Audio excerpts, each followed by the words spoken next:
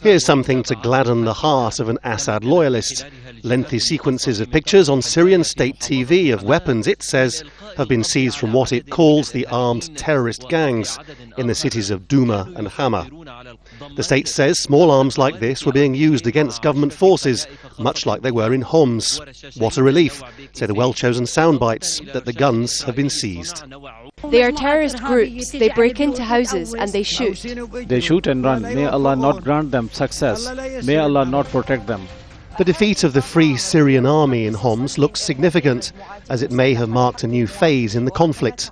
The admission by the opposition that it is incapable over time of standing up to tanks raises tactical questions for both sides.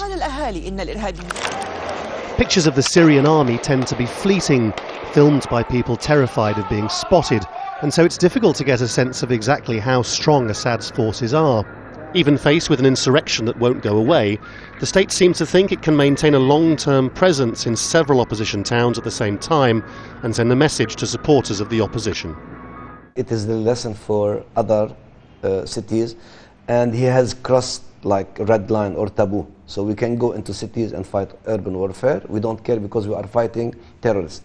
Moreover, it's going to be like a message for who are supporting this Free Syrian Army. You go to the Arab world, especially the Gulf states. According to some estimates, the Syrian army could have around 300,000 active troops and another 400,000 reserve forces. It's believed to have almost 5,000 main tanks, another 1,500 armoured personnel carriers. And among the nearly 3,500 pieces of artillery supplied over time by the Russians is believed to be this, the world's largest mortar, politely described in Russian as the Tulip. Homs demonstrated that an army determined enough to bomb a population into submission can't be beaten by men with small arms, and in the absence of heavy weapons for the opposition, this sort of thing has begun to crop up more frequently on the internet.